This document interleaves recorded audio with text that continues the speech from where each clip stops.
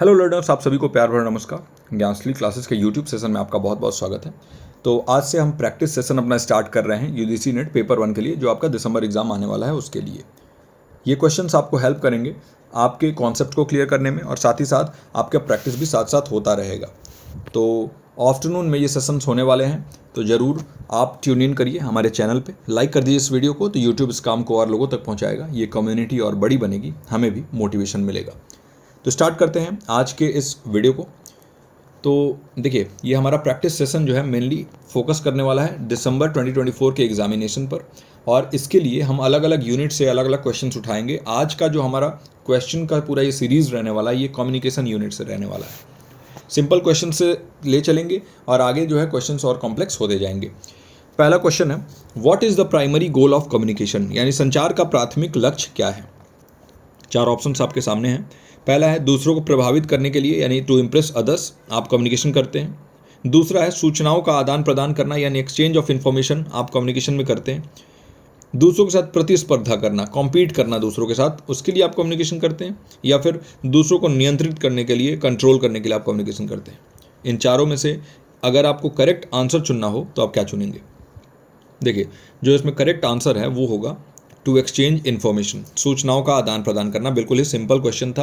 आप जो है कम्युनिकेशन में क्या करते हैं, एक्सचेंज ऑफ आइडियाज़, इन्फॉर्मेशन, यही करते हो ना कि आप वहाँ पर विचारों को जो है दूसरों से साझा करते हैं। जो सूचनाएं हैं, जो इन्फॉर्मेशन है, इनको है ना, अपने थॉट्स को, अपने फीलिंग्स को, अपने इमोशंस को दूसरों तक पहुँचाते हैं मैसेज के थ्रू, है ना। कैसे? तो सेंडर होता है, सेंडर मैसेज को इनकोड करते हैं, फिर वो एक चैनल को चुनते हैं, चैनल के थ्रू जो है वो रिसीवर तक पहुंच रहा है, रिसीवर जो है मैसेज को डिकोड करते हैं और फिर यहाँ से फीडबैक आता है ना। ये पूरा कम्युनिकेशन का साइकिल पूरा होता है। अगला क्वेश्चन है, which of the following is not a characteristic of effective communication, है ना। पूछ रहा है कि निम्नलिखित में से कौन प्रभावी संचार की विशेषता नहीं है ना। नहीं पूछ रहा है, याद रखिएगा, यानी कि 3 इसमें इफेक्टिव कम्युनिकेशन के कैरेक्टरिस्टिक हैं। पहला है क्लैरिटी, दूसरा है एम्बिगिटी यानी अस्पष्टता, तीसरा है संक्षिप्तता यानी कॉन्साइजनेस, और चौथा है प्रतिक्रिया यानी फीडबैक। तो बताइए कि जो आप कम्युनिकेशन कर रहे हैं, तो उसमें जब आप मैसेज को एनकोड करते हैं तो बार बार कहा जाता है कि जो मैसेज की बॉडी है उसमें क्लैरिटी होना चाहिए, क्लियर होना चाहिए, स्पष्ट शब्दों में आप अपने मैसेज को जो है लिखिए, ताकि किसी भी प्रकार का कोई भी डाउट ना रहे जो रिसीवर है उनको। तो clarity of message, of course it is important, तो ये इफेक्टिव कम्युनिकेशन में हेल्प करता है। तो ये इसका करेक्ट आंसर नहीं होगा क्योंकि नॉट पूछा है। दूसरा है एम्बिगिटी यानी अस्पष्टता, तो ये सिंपल जो है क्लैरिटी का ऑपोजिट है। और हमेशा याद रखिएगा कि एम्बिगिटी नहीं चाहिए। आप किसी भी तरीके के मुहावरे, लोकोक्तियाँ या फिर कंफ्यूजिंग जो वर्ड्स हैं या टर्म्स हैं नहीं यूज़ करेंगे मैसेज में, इसलिए नॉट पूछा है, तो ये इसका करेक्ट आंसर हो जाएगा। फिर भी अगला ऑप्शन हम चेक कर लेते हैं। कॉन्साइजनेस, देखिए बार बार कहा जाता है कि जो आपका मैसेज हो वो कॉन्साइज हो, टू द पॉइंट हो, है ना। जो आप टॉपिक आपने लिया है, बात उसी के ऊपर होना चाहिए, आप इधर उधर जो है मुद्दे से भटकिए मत। तो कॉन्साइज मैसेज होना चाहिए, ये भी बिल्कुल जो है सही है, क्योंकि इसमें नॉट पूछा है तो इसलिए ये इसके हिसाब से गलत हो जाएगा। और फीडबैक यानी प्रतिक्रिया, अगर फीडबैक मिल जाता है तो इससे ये पता चल जाता है कि जो इंटेंडेड मैसेज था, जो हम चाह रहे थे कि ये मैसेज जो है वो पहुँचे रिसीवर तक, वो पहुंचा कि नहीं, ये हमें पता चल जाता है फीडबैक के माध्यम से, प्रतिक्रिया के माध्यम से। इसलिए जब भी कम्युनिकेशन में फीडबैक होता है तो वो कम्युनिकेशन पूरा माना जाता है। तो ये भी इसका नहीं होगा आंसर, क्योंकि ये इफेक्टिव कम्युनिकेशन में हेल्प करता है, और यहाँ पूछा है कि कौन सा इसमें से नहीं करता है। तो इसका जो सही उत्तर हो जाएगा वो हो जाएगा बी, अस्पष्टता। अगले प्रश्न में चलते हैं। अगला प्रश्न है, निम्नलिखित में से कौन सा गैर मौखिक संचार का एक रूप है ना। तो गैर मौखिक की जगह पे आप यहाँ पर गैर शाब्दिक कर सकते हैं। देखिए, मौखिक ही नहीं होता, इसमें लिखित भी आता है ना। नॉन वर्बल का मतलब हो गया कि किसी भी तरीके का वर्ड्स का इस्तेमाल नहीं होता है कम्युनिकेशन में, उसको हम कहते हैं नॉन वर्बल। तो नो वर्ड्स से आप इसको याद कर सकते हैं। तो पूछ रहा है, बताइए विच of the following is a form of non verbal communication, बताइए इनमें से कौन सा नॉन वर्बल कम्युनिकेशन का एक प्रकार है। तो देखिए, पहला है ईमेल। ईमेल में आप शब्दों का इस्तेमाल करते हैं, वर्ड्स का इस्तेमाल करते हैं, तो यानी कि ये वर्बल हो गया, नॉन वर्बल तो हुआ नहीं, तो इसलिए ये गलत हो गया। स्पीच यानी आप कुछ कह रहे हैं, कुछ बोल रहे हैं, तो आप जब बोलते हैं तो आप शब्दों का इस्तेमाल करते हैं, तो ये भी जो है नॉन वर्बल नहीं होगा। फेशियल एक्सप्रेशन यानी चेहरे के भाव, देखिए जब चेहरे का आप हाव भाव बनाते हैं, आपका बॉडी लैंग्वेज, आपका पोस्चर, है ना, याद रखिएगा, नॉन वर्बल में आपका बॉडी लैंग्वेज आ जाता है। आप कैसे खड़े हो रहे हैं, आपका पोस्चर, बैठने खड़े होने का जो तरीका है वो आ जाता है, आपका जो जेस्चर है, इशारे कोई दे रहे हैं वो आ जाता है, आई कांटेक्ट आ जाता है कि आप जो है आई कांटेक्ट आपका कैसा है, तो ये सारे ही, और इसमें फेशियल एक्सप्रेशन भी आ जाता है। तो ये नॉन वर्बल कम्युनिकेशन है, ठीक है। तो ये जो है इसका करेक्ट आंसर हो जाएगा। रिटन नोट्स, ऑफ कोर्स ये लिखा हुआ नोट बोल रहे हैं, तो इसमें तो लिखा हुआ जो नोट है उसमें शब्दों का इस्तेमाल होगा, तो ये भी नहीं होगा। इसका करेक्ट आंसर होगा चेहरे के भाव, है ना। अगले क्वेश्चन पे चलते हैं। What is the process of encoding in communication? बताइए कम्युनिकेशन में जो एनकोडिंग का स्टेप है उसका प्रोसेस क्या होता है, क्या प्रक्रिया है उसका? पहला है इंटरप्रेटिंग द मैसेज, संदेश की व्याख्या करना। दूसरा है translating thoughts into a message, यानी विचारों को संदेश में अनुवाद करना। तीसरा है लिसनिंग टू द फीडबैक, यानी फीडबैक सुनना। या चौथा है sending the message to the receiver, यानी प्राप्तकर्ता को संदेश भेजना। एनकोडिंग किसे हम कहते हैं, बताइए इसमें से। देखिए, जब भी हम एनकोडिंग के बारे में बात करते हैं तो हम बात कर रहे हैं जो भी हमारे मन में विचार हैं, जो भी हमारे मन में हमारे जो फीलिंग्स हैं, इमोशंस हैं, थॉट्स हैं, मैसेज किसी को पहुंचाना है, कोई इन्फॉर्मेशन देना है, आइडिया शेयर करना है, उसको हम शब्दों में गढ़ सकें, है ना, मैसेज में लिख सकें, और उसको हम क्या कहते हैं, शब्दों में गढ़ सकें। तो यानी कि translating thoughts into a message, जो हम सोच रहे हैं उसको अगर हम संदेश में लिख दें, मैसेज में लिख दें, इसी को हम कहते हैं एनकोडिंग। इंटरप्रेट करने को तो हम डिकोडिंग कहते हैं, याद रखिएगा। इंटरप्रेटिंग अ मैसेज मतलब डिकोडिंग हो गया। लिसनिंग टू फीडबैक, यानी कि आप जो है फीडबैक जब सुन रहे हैं तो ये तो फिर लिसनिंग वाला स्टेप आ गया, जहाँ पर जो रिसीवर हैं वो सेंडर बन जाते हैं और सेंडर रिसीवर। और sending the message to the receiver, तो ये ऑफ कोर्स ये तो सेंड द मैसेज वाला स्टेप हो गया, जहाँ पर आप मैसेज सेंड करते हो। तो जो इसका करेक्ट आंसर हो जाएगा वो हो जाएगा B, translating thoughts into a message, विचारों को संदेश में अनुवाद करना। अगला प्रश्न है which of the following is an example of downward communication? बताइए निम्नलिखित में से कौन सा अधोमुखी संचार का उदाहरण है डाउनवर्ड कम्युनिकेशन? डाउनवर्ड कम्युनिकेशन के बारे में हमने अपने क्लास में पढ़ा था, जो हमारा बैच है उसमें हमने पढ़ा था कि डाउनवर्ड कम्युनिकेशन क्या होता है। ऐसा कम्युनिकेशन जो सुपीरियर से सबॉर्डिनेट की तरफ आए, यहाँ पर सुपीरियर है या सीनियर आप कह सकते हैं इनको, और यहाँ पर सबॉर्डिनेट है या जूनियर आप इनको कह सकते हैं। तो अगर सीनियर से जूनियर की तरफ कोई इन्फॉर्मेशन भेजा जा रहा है, कोई मैसेज भेजा जा रहा है, तो इसको हम कहते हैं डाउनवर्ड कम्युनिकेशन। तो a manager giving instruction to employees हो सकता है, an employee giving suggestion to the manager, नहीं, एम्प्लॉय अगर मैनेजर को देगा तो ये अपवर्ड कम्युनिकेशन हो जाएगा, तो ये नहीं होगा। An informal chat between colleagues, informal communication हो जाता है ये तो, अगर सहकर्मी हैं आपस में बातचीत कर रहे हैं अनौपचारिक तरीके से, तो वो तो इनफॉर्मल कम्युनिकेशन होगा, ये भी नहीं होगा। अब brain storming session in a team, एक टीम में विचार मंथन हो रहा है, तो वो डाउनवर्ड कम्युनिकेशन थोड़ी होगा, वो तो हॉरिजॉन्टल कम्युनिकेशन हो जाएगा, है ना। हॉरिजॉन्टल कम्युनिकेशन क्या होता है? तो हॉरिजॉन्टल कम्युनिकेशन समान स्तर पर रहने वाले लोग आपस में करते हैं, तो ये भी नहीं होगा। यानी कि a manager giving instruction to employees, यही इसका करेक्ट आंसर हो जाएगा कि एक प्रबंधक कर्मचारियों को निर्देश दे रहे हैं, तो वो क्या कर रहे हैं, डाउनवर्ड कम्युनिकेशन कर रहे हैं, है ना। डाउनवर्ड कम्युनिकेशन हमेशा याद रखिएगा कि हायर अथॉरिटी से लोअर अथॉरिटी को जाती है, जैसे मैनेजर जो है वो किसी को ऑर्डर दे रहे हैं, है ना, वो हो जाएगा आपका डाउनवर्ड कम्युनिकेशन। अगले क्वेश्चन पे चलते हैं। Which type of communication involves two और more people exchanging information face to face? दो या दो से अधिक लोग आमने सामने सूचनाओं का आदान प्रदान करते हैं, तो इसको किस प्रकार के संचार में माना जाता है? पहला हो गया रिटन कम्युनिकेशन। देखिए रिटन कम्युनिकेशन तो वो सभी कम्युनिकेशन हो जाएंगे जो लिख के आप कर रहे हो, तो यहाँ पर फेस टू फेस रहना जरूरी नहीं है, तो ये भी नहीं होगा। मास कम्युनिकेशन, मास कम्युनिकेशन क्या होता है कि एक साथ आप बहुत लोगों तक संदेश पहुँचा रहे हैं, जैसे आप जो है रेडियो के माध्यम से, टेलीविज़न के माध्यम से, न्यूज़पेपर के माध्यम से अगर आप कोई संदेश पहुंचा रहे हैं, इसको हम कहते हैं मास कम्युनिकेशन। ये भी नहीं होगा क्योंकि ये कह रहा है दो या दो से अधिक लोग एक्सचेंज कर रहे हैं इन्फॉर्मेशन को फेस टू फेस, और मास कम्युनिकेशन में एक्सचेंज नहीं होता है बल्कि एक तरफ से ही न्यूज़ जो है वो दूसरों तक पहुँचाया जाता है, तो ये भी नहीं होगा। इंटरपर्सनल कम्युनिकेशन, पारस्परिक संचार, ये जो है सही हो सकता है। देखिए दो या दो से अधिक लोगों के बीच में होने वाला जो संचार है, जो एक्सचेंज ऑफ इन्फॉर्मेशन है, इसको हम कहते हैं इंटरपर्सनल कम्युनिकेशन, तो ये इसका करेक्ट आंसर हो जाएगा।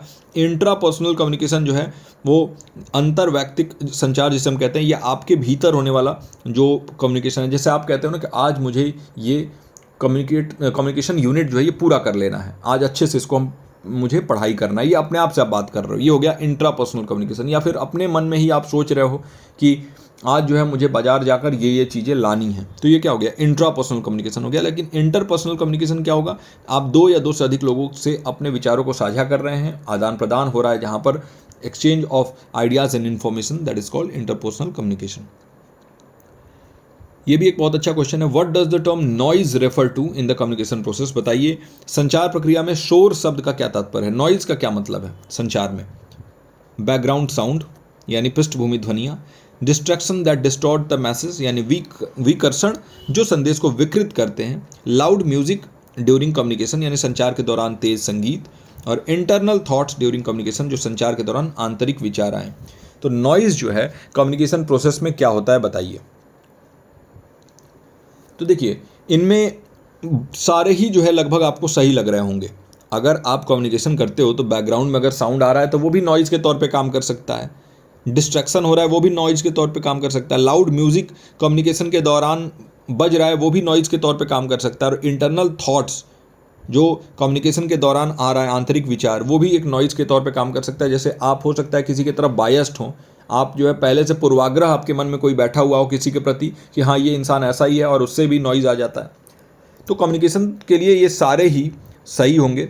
यानी कि बैकग्राउंड साउंड भी नॉइज है, distractions that distort the message ये भी नॉइज है, loud music during the communication ये भी नॉइज है, और इंटरनल थॉट्स ड्यूरिंग कम्युनिकेशन ये भी नॉइज के तौर पे काम कर सकता है. तो चारों ही यहाँ पर आपके करेक्ट आंसर होंगे. हाँ, अगर सिर्फ एक इसमें से चुनना हो तो आप चुनेंगे बी. याद रखिएगा, distractions that distort the message. लेकिन अगर ऑप्शन में होगा कि ये सारे ही ऑप्शंस अगर होंगे तो वहाँ पर ज़रूर में ए बी सी और डी ऑप्शन में होगा और आप उसको ही चुनेंगे. ये सारे ही एक नॉइज हैं कम्युनिकेशन प्रोसेस में. अगले क्वेश्चन पे चलते हैं. Which of the following is a barrier to effective communication? बताइए कि प्रभावी संचार में बाधा के तौर पे इनमें से कौन सा काम करता है. पहला है सक्रिय श्रवण यानी एक्टिव लिसनिंग, क्या एक बाधा के तौर पे काम करता है? या फिर फीडबैक प्रतिक्रिया, क्या ये बाधा के तौर पे काम करता है? या फिर पूर्वाग्रह प्रीजुडिस ये भी एक बाधा के तौर पे काम करता है? या फिर क्लैरिटी स्पष्टता ये बाधा के तौर पे काम करता है? देखिए इफेक्टिव कम्युनिकेशन बनाने के लिए क्लैरिटी चाहिए मैसेज में, कंसाइजनेस चाहिए, कॉन्क्रीटनेस चाहिए, मैसेज कोहेसिव होना चाहिए, एक दूसरे से जुड़ाव होना चाहिए उसमें, है ना. इसके बाद कंप्लीट मैसेज होना चाहिए, है ना. उसके बाद क्या होना चाहिए? क्लैरिटी होनी चाहिए, एम्बिगस नहीं होना चाहिए लैंग्वेज, एक्टिव लिसनिंग होना चाहिए. फीडबैक जितना अच्छा होगा उतना बेहतर जो है इफेक्टिव कम्युनिकेशन माना जाएगा. तो यानी कि जो पूर्वाग्रह है, जो आपने अपने मन में पहले से ही बैठा रखा है कि हाँ ये जो है इंसान ऐसा है और ये मुझसे ऐसे ही बिहेव करने वाला है, तो इससे आपका कम्युनिकेशन भी इफेक्ट हो जाता है. इफेक्टिव कम्युनिकेशन नहीं बन पाता है वो, यानी प्रभावी संचार नहीं बन पाता. तो पूर्वाग्रह जो है वो एक बैरियर के तौर पे काम करता है, एक बाधा के तौर पे काम करता है. आप जब कम्युनिकेशन करते हो तो एक्टिव लिसनिंग करते हो, अगर सुनते हो, वो इतना ही इंपॉर्टेंट है जितना आप बोलना इंपॉर्टेंट है. जो बेहतर तरीके से सुन लेगा चीज़ों को वही तो उसका जवाब भी अच्छे तरीके से दे पाएगा. तो एक्टिव लिसनिंग जो है ये बैरियर नहीं है, बल्कि इफेक्टिव कम्युनिकेशन को बेहतर बनाने में और मदद करता है. फीडबैक सेम, जितना अच्छा फीडबैक मिलेगा उतना अच्छा पता चलेगा कि इंटेंडेड मैसेज जो है वो रिसीवर तक पहुंचा है कि नहीं. क्लैरिटी यानी स्पष्टता, जितना स्पष्ट मैसेज होगा उतना ज़्यादा बेहतर माना जाएगा कि हाँ वो मैसेज जो है वो रिसीवर तक उतने अच्छे तरीके से पहुंचा है. तो इसका जो करेक्ट आंसर हो जाएगा वो हो जाएगा सी, क्योंकि यहाँ पर बैरियर पूछ रहा है, बाधा पूछ रहा है. और प्रीजुडिस यानी पूर्वाग्रह, जो हमारे मन में पहले से बैठे हुए विचार हैं किसी भी व्यक्ति, किसी वस्तु या फिर किसी स्थान के प्रति, उसको हम कहते हैं प्रीजुडिस. अगला प्रश्न है which is an essential characteristic of effective communication? बताइए कि एक प्रभावी संचार का एक अनिवार्य विशेषता कौन सा है इनमें से. क्या एक इफेक्टिव कम्युनिकेशन जो होता है वो एक तरफा संचार होना चाहिए? One way communication, one way क्या होता है? सेंडर ने मैसेज को इनकोड किया और एक चैनल को चुना, वो रिसीवर तक पहुंच गया मैसेज. अब वो रिसीवर तक मैसेज कैसे पहुंचा, कहाँ पहुंचा, सही से पहुंचा कि नहीं पहुंचा, ये फीडबैक से मालूम चलता है. लेकिन वन वे कम्युनिकेशन में ये फीडबैक जो है ना नहीं होता है. वन वे कम्युनिकेशन मतलब एक तरफा संचार होता है. तो ये जो है नहीं होगा. इफेक्टिव कम्युनिकेशन के लिए जो एसेंशियल कैरेक्टरिस्टिक है, जो अनिवार्य विशेषता है, वो नहीं होगा. फीडबैक ठीक है, फीडबैक भी हो सकता है ना. आगे भी देखते हैं. जटिलता नहीं, जितना सिंपल आपका मैसेज होगा उतना ज़्यादा बेहतर तरीके का कम्युनिकेशन आप कर पाओगे. सिंपल लैंग्वेज रखिए, क्लियर मैसेज रखिए. तो कॉम्प्लेक्स चीज़ें नहीं, जटिल चीज़ें अगर आप मैसेज में भेजोगे तो उससे हो सकता है कि जो रिसीवर है वो समझ ना पाए मैसेज को. तो ये भी इसका करेक्ट आंसर नहीं होगा, ये भी नहीं होगा. लेंदी मैसेज, देखिए संदेश जो है ना वो लंबा नहीं होना चाहिए बल्कि कॉन्साइज होना चाहिए. याद रखिएगा, कंसाइज, संक्षिप्त में आप अपने बातों को कहो, कम से कम शब्दों में बेहतर से बेहतर ढंग से टू द पॉइंट अगर चीज़ों को आप कह रहे हो तो वही सबसे बेहतर माना जाता है, तो ये भी नहीं होगा। यानी फीडबैक जो है इसका करेक्ट आंसर हो जाएगा। प्रतिक्रिया जो है वो इफेक्टिव कम्युनिकेशन यानी प्रभावी संचार की एक अनिवार्य विशेषता है ना। अब अगले क्वेश्चन पे चलते हैं। हमारा अगला क्वेश्चन है, what type of communication is primarily used in mass media such as television and radio. बताइए टेलीविजन और रेडियो जैसे जन संचार माध्यमों में मुख्य रूप से किस प्रकार के संचार का उपयोग किया जाता है। पहला है वर्बल कम्युनिकेशन यानी मौखिक संचार। बार बार ये जो है ना ट्रांसलेशन में मौखिक लिख देते हैं, इसको शाब्दिक होना चाहिए, शाब्दिक संचार, यानी कि यहाँ पर मौखिक के साथ साथ लिखित भी आ जाता है वर्बल में। दूसरा है इंटरपर्सनल कम्युनिकेशन यानी पारस्परिक संचार। तीसरा है ग्रुप कम्युनिकेशन यानी समूह संचार। और चौथा है मास कम्युनिकेशन यानी जन संचार। तो बताइए, पूछ रहा है कि मास मीडिया में जैसे टेलीविज़न हो गया, रेडियो हो गया, कौन से कम्युनिकेशन को आप यूज़ करते हैं। तो आपको तो नाम से ही पता चल रहा है कि देखिए मास मीडिया में आप मास कम्युनिकेशन को यूज़ करते हैं, है ना।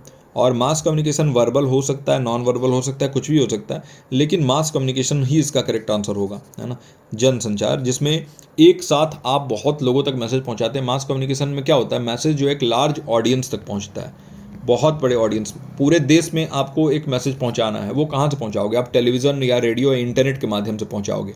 तो मास मीडिया है वो यूज़ करता है टेलीविज़न, टीवी, रेडियो, और अभी जो है मॉडर्न में ये इंटरनेट का भी इस्तेमाल हो रहा है ना। यूट्यूब के जरिए भी मास मीडिया के थ्रू चीज़ों को बताया जा रहा है, न्यूज़ हो गया, कुछ भी हो गया, उसमें बताया जाता है। तो मास कम्युनिकेशन इसका करेक्ट आंसर हो जाएगा।